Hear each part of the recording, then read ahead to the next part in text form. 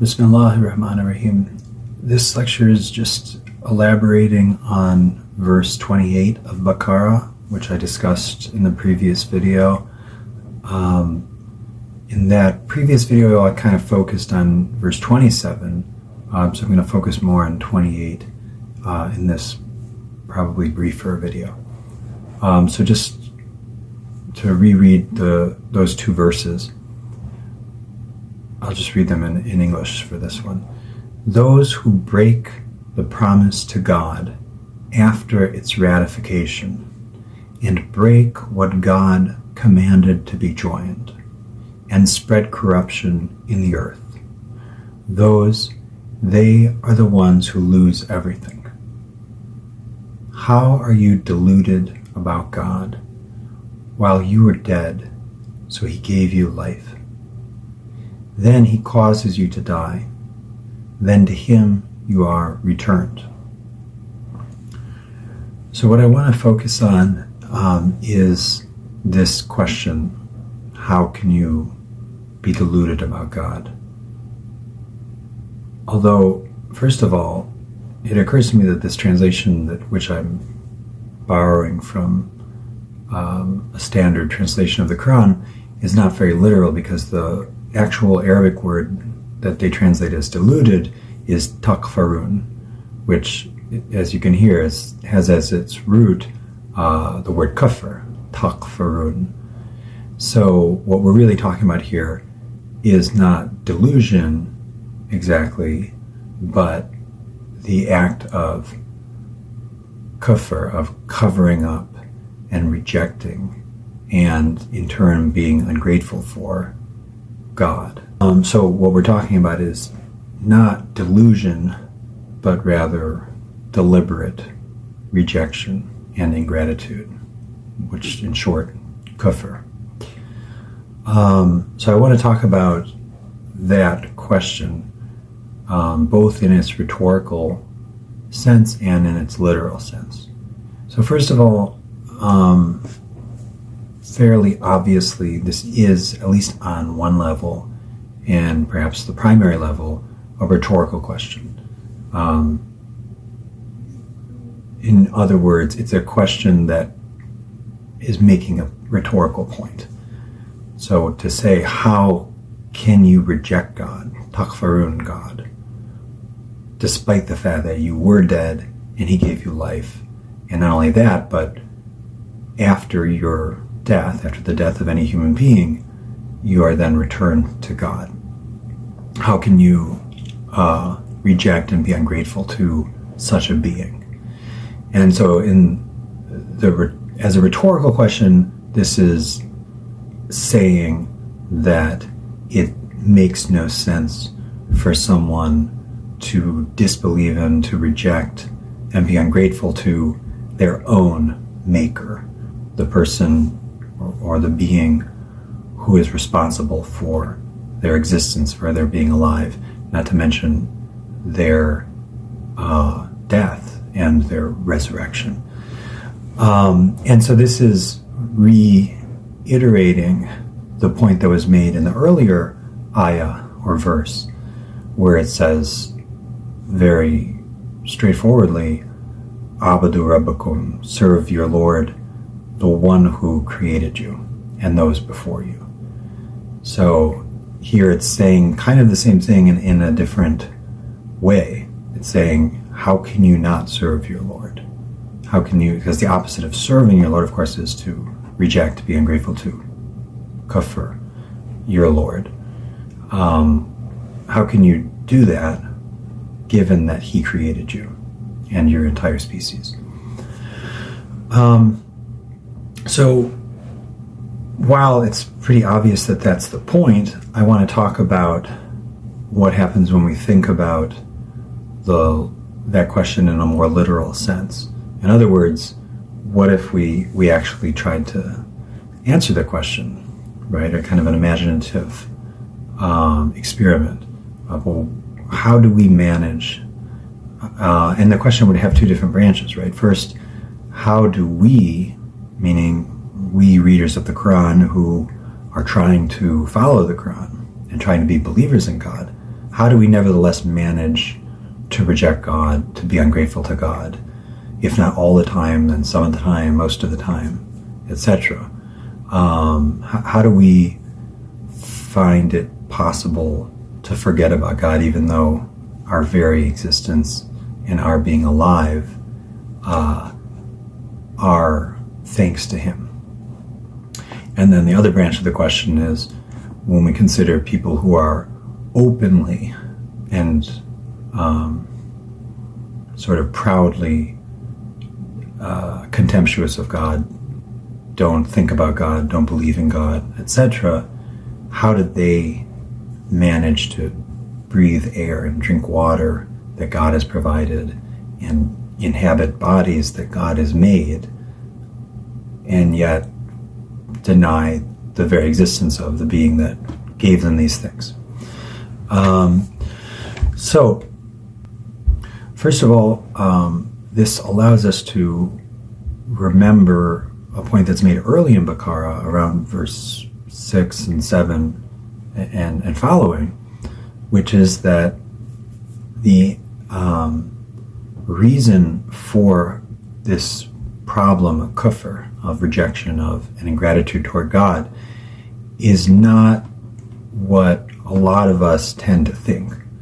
A lot of us tend to think that people reject God because they simply don't believe in Him.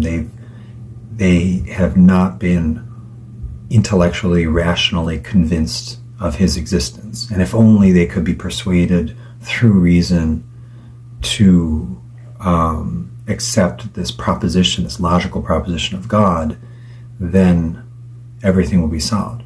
And of course, the problem with thinking that is, well, in that case, there's nothing wrong with being a kafir. It's not really a crime to simply not have been rationally convinced, to just do what you think is rational, and to believe the things that make sense to you. And that's certainly what most secular people would have us think, that they've not done anything wrong. They don't even, a lot of them try to be respectful of religions. They just say, it's not for me, I don't believe in it, etc.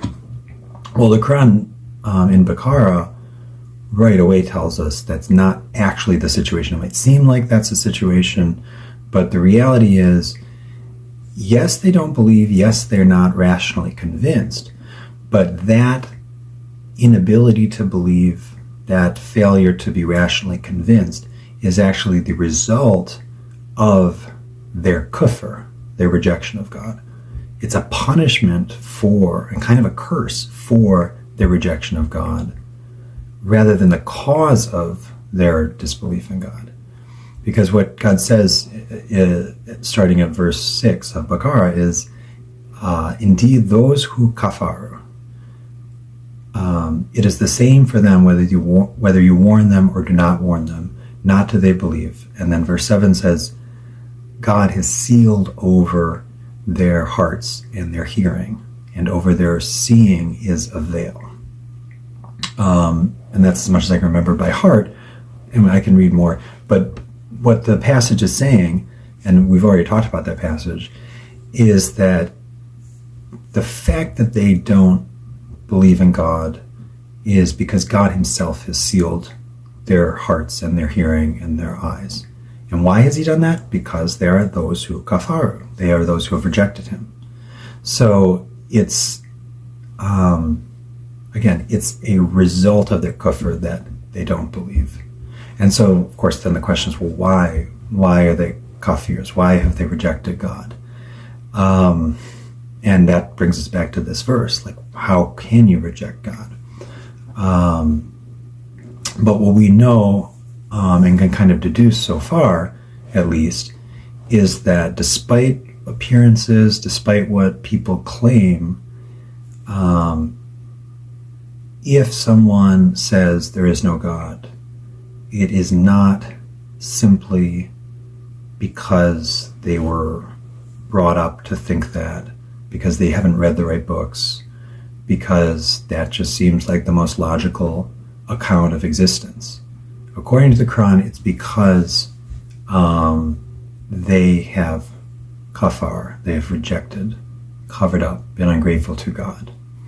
And then their inability heretofore to believe and be convinced is simply symptomatic of this kind of disease. And remember, it says, I think verse 10, God increases, they have a disease already. That's kufr, is a disease, and God increases their disease by making it so that even if you do present logical proofs of God's existence, and we can talk about that, I intend to talk a little bit about that. Even if you do present them with such logical proofs, they will not be convinced. And as several verses state, and I've made a list, like verse 7 of Anam, Surah 6, verses 14 and 15 of Surah 15, which is Surah Hijr, they say, like, even if they were presented with physical proofs of God, or of, if a physical book, like, descended from heaven, they would still say, no, it must be a magic trick. So the point being that their disbelief is a kind of physical inability, yes, but it started with their own spiritual failing. And I talked about that in reference to verse 27, that at the core, I think God is talking about, when he's talking about the kafirs, he's talking about the breaking of this promise. And my understanding at present is that promise is the one that's referenced in verse 172 of Araf, Surah 7, which says, and I'm just repeating myself now, but which says that before we existed in physical bodies on earth, all of the descendants of Adam were sort of made to testify. God asked them, am I your Lord? And they said, yes, we testify you are our Lord. So anyone who refuses to believe in God in this life is breaking that promise that they made, admittedly not, during their physical existence. So they can honestly claim, I don't remember making that claim or making that promise, but nevertheless, it is a promise that they made on a spiritual level. So there's a spiritual crime. Kufr is a spiritual crime. And that's why it gets complicated, because people can honestly claim, well, I don't believe in God, I'm truly not rationally convinced. And your explanation for that phenomenon would have to be, well, you have a spiritual sickness. And it's partly because God has increased that sickness. But it starts with your own spiritual crime of breaking your promise to God, even though you're not conscious of it. Okay, so going back to verse 28, as I said, we can think about this question: how can they reject God, be ungrateful to God, even though He gave them life, gave them existence, and causes their death and brings them back to Him? We can think about that in a literal way, both as it applies to us, meaning people who are trying to be believers, and as it applies to open rejectors of God, the kafirin. And the reason why I think it's productive to do that is because I think,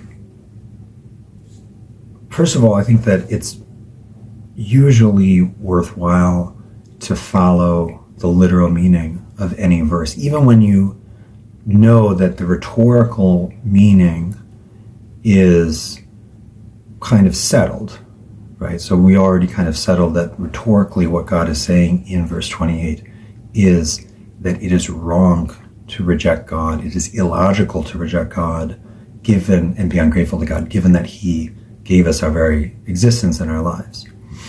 But in addition to that, it's usually worthwhile to then think, okay, but even though I know the main point being made here, the precise words God used, what might those lead me into thinking? So the precise words here are, how is it possible? And so then it's worthwhile, I think, to think about, well, how is that possible? And as usual, if not as always, the answer to this question lies in the Quran itself, and in fact in the verse itself. Because what God is asking, I think, is how is it possible for someone who owes their very existence to God to deny God, to reject God? And I think that the very fact that,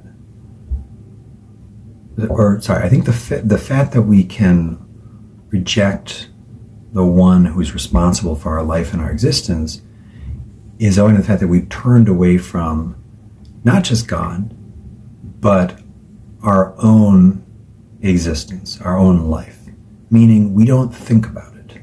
And I'm saying we here, even though I tried to kind of distinguish between open rejectors of God and people who are merely failing in their efforts to remember God and believe in God. But for all intents and purposes, maybe it's just as well to just think of us as one species, because we're all guilty of this, I think, to varying degrees. So what I'm trying to say here is that the verse answers its own question by pointing to our failure to remember that the fact that we exist is not it's not something you can take for granted.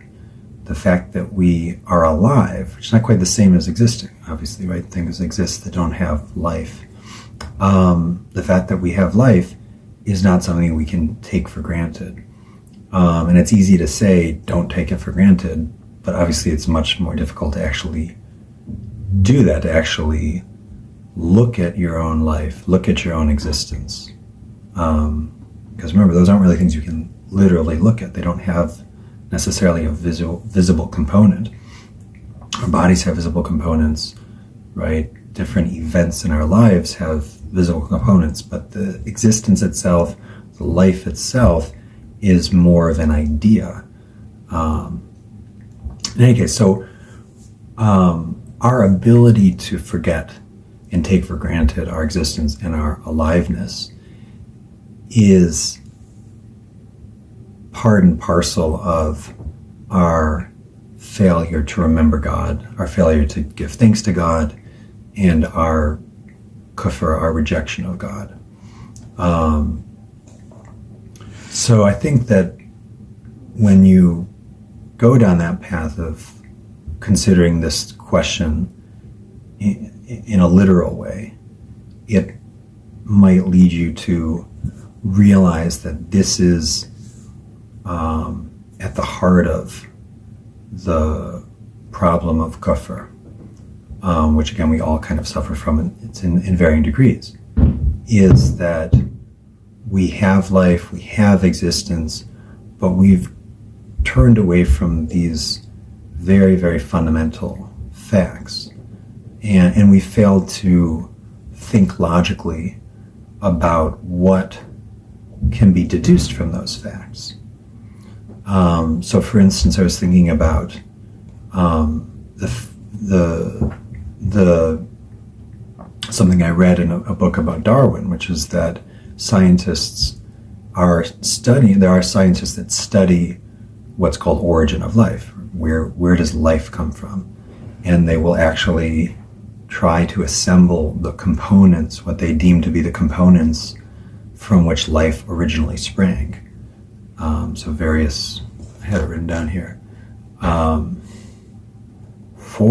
So this is a scientist said that some of the molecules that would have to be, I'm reading literally, that would have to be coordinated to form life included, and this is a scientist's list, 4 nucleotides, 20 amino acids, a few lipids, several clays, and other minerals.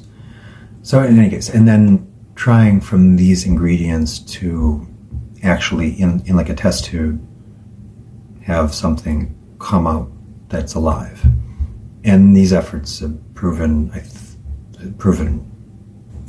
totally a failure, that they've not been able to do this. So the point being that the provenance of life is a mystery. It's not merely a